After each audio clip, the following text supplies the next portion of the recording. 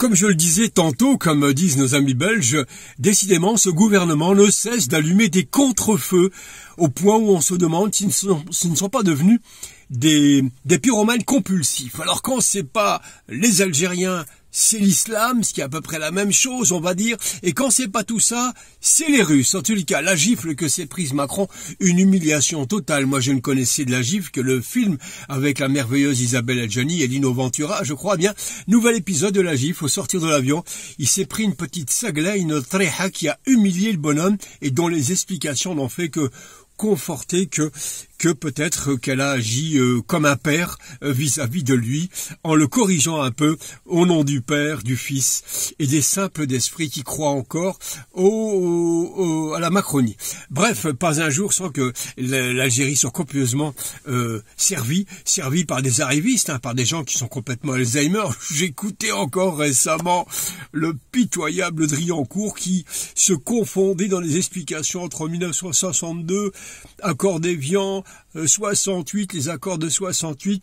Je crois que plutôt il a un problème avec des accords déviants dans sa tête. Tout est désaccordé dans ce Driancourt qui ne sait plus comment faire pour taper sur l'Algérie. Mais on n'a pas besoin de ça parce que on a les nôtres. Taouana, Agnanar, les nôtres pour cracher dans la soupe sur laquelle je reviendrai. Vous avez bien vu, imaginez qu'il s'agit de Sifawi, l'illénarrable vermine, mes petites racailles, n'est-ce pas, du fonds Marianne, entre autres, et du vendu de service, de la Montespan, de la Pompadour, un petit peu, que BHL agite comme ça au bout de son doigt, comme un bilboquet, c'est-à-dire Daoud, mais j'y reviendrai sur tout ça. Alors, récemment, petit incident devant la réussite de l'Algérie, la méfiance de l'Algérie, devant l'ingratitude de certains pays africains, notamment un certain un maréchalou, un arriviste malien qui, semble-t-il, veut jouer le cador en titillant au service de qui, de quoi. C'est une espèce de Benalla africain manipulé à qui on aurait promis, par exemple, une tamtote, une mra, une blonde, ça le fait rêver, etc. On lui aurait promis ceci, cela, un peu d'argent, etc. pour essayer de chercher des noises à l'Algérie avec d'autres grosses salopards, évidemment, qui se joignent dans cette brochette de vendus pour essayer de déstabiliser l'Algérie. Bref, l'Algérie est méfiante et j'espère que le patriotisme, la vigilance de tout un chacun est au rencard, bien sûr. Alors, j'ai appris qu'en début de semaine ou ce week-end dernier, 2 métaniers algériens ont subi un petit peu une espèce d'interrogatoire, une espèce de titillage, de bidouillage de la part des autorités du port en voulant leur faire une révision des métaniers. Alors, il s'agissait notamment d'un des métaniers qui porte le nom de l'immense regretté combattant algérien Mokrani et un autre métanier. Alors, on les a fait attendre dans le port de Marseille, etc., etc. Vous savez, comme une contrôle aux frontières. Et puis finalement, il n'y a rien eu qui est venu. On leur a fait perdre du temps. Et les 2 métaniers algériens sont repartis. C'est une des petites crasses, vous savez, de vis pourris que certains nostalgiques de l'Algérie française font subir à l'Algérie. Ils oublient, ces grosses salopards, encore que s'ils sont libres à Marseille, c'est parce que les tirailleurs algériens ont libéré Marseille. Je le répète, Blani, à dessein, parce que c'est que ça emmerde de rappeler que si Marseille est libre et sa région, c'est avant tout et surtout grâce aux 800 tirailleurs algériens qu'on se le dise. Alors, on les a embêtés, ces bateaux, et dans le même temps, il y a eu aussi des belles choses, notamment, par exemple, l'Algérie qui a rendu hommage à un immense Italien qui s'appelait Umberto, alors c'est pas Eco, c'est l'écrivain. Autant pour moi, c'est Enrico Mattei.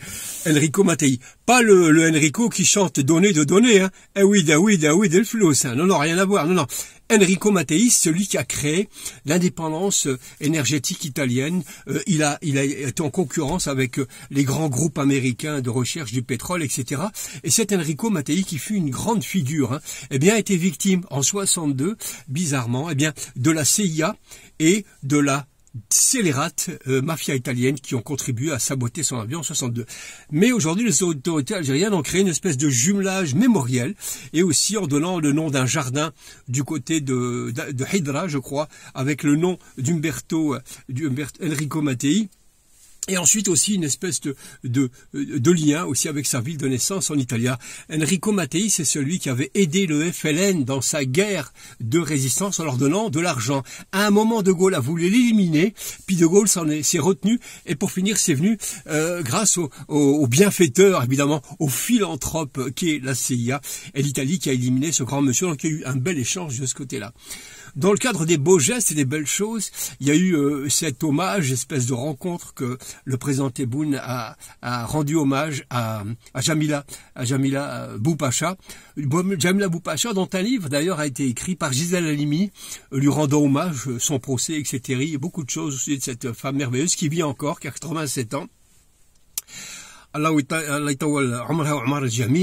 À cette merveilleuse Jamila Boupacha, dont d'ailleurs Gisèle Halimi écrit un livre, et la couverture du livre, eh bien, la peinture qui représente Jamila Boupacha sur le livre, c'est une peinture de l'immense Pablo Picasso, qui a rendu à sa façon hommage à l'Algérie pour la deuxième fois, puisqu'il avait déjà rendu hommage à l'Algérie en reprenant un tableau de Delacroix qui s'appelait Femme d'Alger. Et dans cette remake, dans cette repeinture de Picasso des femmes d'Alger, il a voulu témoigner de son soutien à l'indépendance algérienne. Voilà donc de beaux gestes de la part du président Tebboune envers l'Algérie, quoi qu'en disent certains mauvais coucheurs et ours mal léchés qui crachent sur l'Algérie. Alors, évidemment, ceux qui crachent sur l'Algérie, ils sont payés, ils sont tarifés, ils sont derrière des vitrines, d'ailleurs. Voilà, méfions-nous même de la lecture de leurs livres, n'est-ce pas, parce que ils peuvent nous transmettre quelques MST, des maladies sexuellement transmissibles. J'appellerais plutôt des MTT, des maladies textuellement transmissibles, tellement que c'est absolument abject ce qu'ils peuvent écrire. Bref, alors sur le Sifawi. Alors les Sifawi qui s'est comporté comme la pire des crapules, la dernière des crapules au Sénat, avec 300 000 € volés dans les caisses du contribuable, qui revient en odeur de sainteté. D'ailleurs, il suffit de cracher sur l'Algérie ou sur l'islam pour soudain avoir les honneurs des autres, des pipe shows, autrement dit. Là, oui, c'est des pipe shows, hein, les plateaux télé. Alors lui, il est revenu en disant, je ne pense pas, dit-il, Sifawi, que le président Tebboune terminera son mandat. Alors, c'est juste peut-être une réflexion alors, ou alors c'est peut-être que ce mec est bien renseigné, peut-être qu'il est un agent, un 00, ça c'est un 00 sûr, mais peut-être qu'il a des liens avec des gens qui diraient on va peut-être se débarrasser de Tebboune, comme ça on pourra un petit peu faire ce qu'on veut en Algérie et avoir à peu près tout gratuit, je sais pas. En tous les cas, il était assez sûr de lui, le Sifawi qui est arrivé en France dans les années 2000 avec soi-disant une expérience, n'est-ce pas, de la décennie noire, et il a commencé à causer autour de l'islamisme. On s'est aperçu très très vite, bien qu'il ait obtenu des prix, hein, il a dit qu'il est à la rencontre du fameux Ben Laden, du côté de l'Afghanistan. Pipo, et sur Pipo, par contre, ça a marché, il a vendu des livres, il a fait croire un reportage autour de ça. Au tout départ, il avait eu un prix Calderon, même pour toutes ses recherches et aussi son investigation. Pipo, toujours autour de l'islamisme, etc. Et l'excellent journaliste Thomas Deltombe a écrit un livre, Thomas Deltombe, que j'ai eu l'occasion de rencontrer un peu, travailler un peu avec lui, et qui connaît bien un peu l'Afrique et qui a écrit l'islam imaginaire, sous-entendu le bidouillage et les barbouzades et les crapuleries d'un certain Sifawi où rien ne tenait debout dans ses reportages. Tout était quasiment bidonné, et on se souvient même, à l'époque de sa gloire, où il avait rencontré justement Monsieur Aoud Sordienne, je dis ça par rapport à Enrico Macias qui chante Donner de donner, eh bien il avait rencontré sur un plateau de Thierry Ardisson, et là il y avait une indécence, ils se sont quasiment embrassés, galochés, c'était indécent, c'était, allez je vais oser le mot, pornographique, les deux hommes se rencontraient. Évidemment, Macias rencontrait un mec qui crachait sur l'islam, qui crachait sur l'Algérie, vous pensez que l'autre, ce vieillard, joueur de guitare à 16 heures, devait être aux anges d'entendre ça, et ils se sont serrés, je vous dis pas. À l'époque, effectivement, il était en haut de l'affiche, comme dirait Charles Aznavour, et très vite, on s'est aperçu, mais tout doucement, que ce type était tout simplement une fripouille, et que tous ces reportages étaient totalement bidonnés. Et Thomas Deltombe, entre autres, avec l'islam imaginaire, a mis le doigt dessus, le premier en disant « Rien ne tient debout dans ses reportages, tout ça, c'est de l'intox. Alors, nos amis, on s'en occupe, comme dirait l'autre. Dieu préservez-moi de mes ennemis. Mes amis, je m'en charge. Les faux traîtres, les faux frères, les traîtres qu'on a chez nous. Le deuxième, c'est Daoudia, c'est Kamel Douda, qui a effectivement bousillé la vie d'une femme avec ce que vous savez, avec ce pseudo-livre, etc. Celui qui joue à la Marquise ou à la Pompadour ou à la Madame de Sévigné de la littérature, alors que c'est vraiment, c'est un triple zéro. Et alors, lui, il a dit récemment, toujours pour un petit peu cracher dans le sens de l'Algérie, ça devient une obsession. Hein, ils sont une brochette comme ça de grosses salopards à régulièrement, quand ils ont une frustration quelconque, à cracher sur l'Algérie.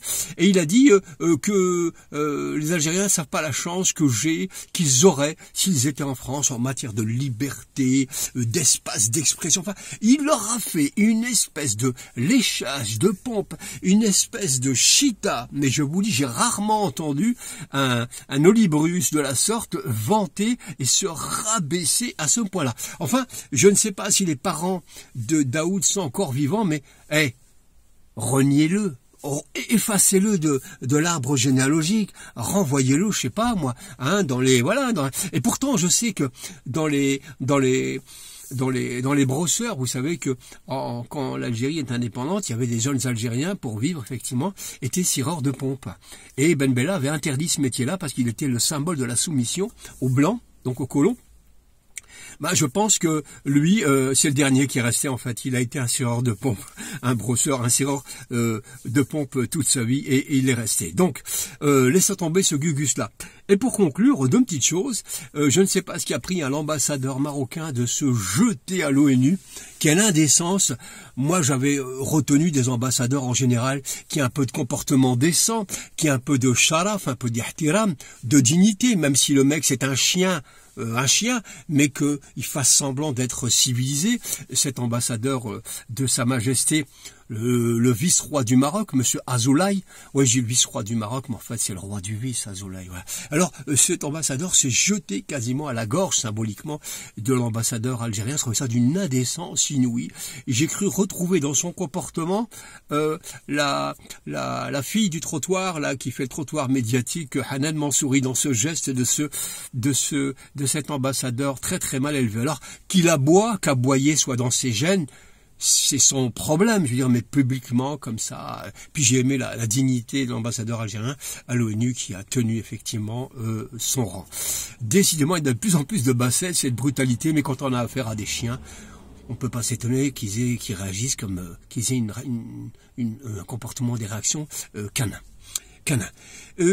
Pour finir, quand je parlais d'hommage à monsieur Tebboune, à Jamil Abou Pacha, je pense aussi au Festival de Cannes qui se termine, et je pense évidemment à l'Akhdar Amina qui nous a quittés pendant le festival de Cannes, tout un symbole, toute une coïncidence. Celui qui a obtenu la Palme d'Or au nom de l'Algérie pour Chronique des années de Brest s'est éteint en plein festival de Cannes. J'ai trouvé ça comme une espèce de dernier message, dernière image qu'a envoyé ce merveilleux Akhdar Amina.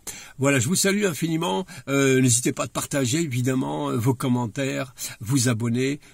Un grand merci à vous tous. À très bientôt, Inch'Allah.